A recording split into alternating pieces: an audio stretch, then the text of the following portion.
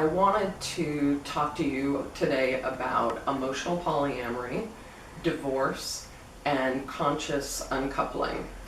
And I coined the term emotional polyamory because I felt like there needed to be a phrase for situations that really did incorporate a lot of the principles of polyamory, but that maybe a sexual relationship wasn't happening or wasn't happening anymore.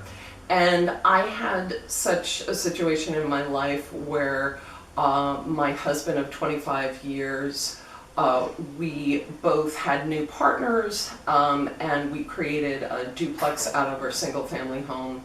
And he lived on one side with his new girlfriend, and I lived on the other side with my new partner.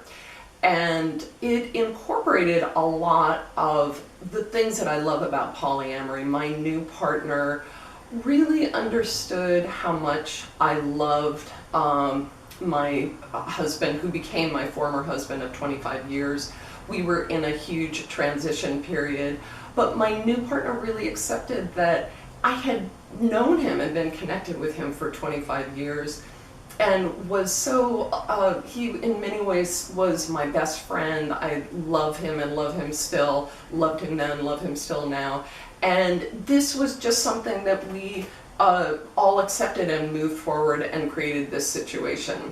And it was a great situation for my kids. We were going through a relationship transformation, and they still had the closeness of their dad and the closeness of their mother. And I am fascinated by how upsetting this was for many people. It was confusing. People didn't understand what we were doing. Everybody had a need to know, like, who was sleeping with who, and that felt somewhat intrusive to me. I didn't really like that part of it, but the part that I really loved was a lot of my friends who were gay and polyamorous really understood what we were doing and supported me in what we were doing.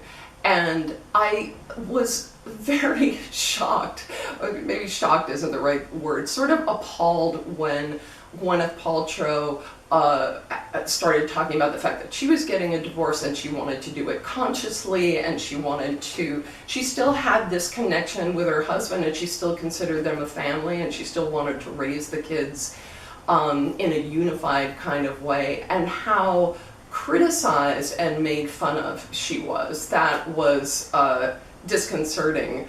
And I think that that is because a lot of people are still struggling with the fact they expect their relationship to 100% make them happy, and if it doesn't, they're angry, they feel blaming toward the other person. And I know that there are terrible relationships and violent relationships. I'm not so much talking about that, but I am talking about a principle in polyamory whereby you really take ownership for your own happiness, and you take responsibility for your feelings, and you try and create relationships that enhance your happiness and carry out your values. And that to me is one of the things that I love most about polyamory. And I think as lifespans increase and we do have relationships that end or transform in huge ways, as in having a divorce, that this philosophy will become more and more a part of our lives, that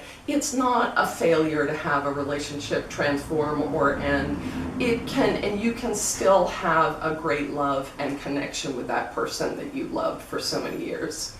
And those are my thoughts for today. I thank you for listening. Namaste.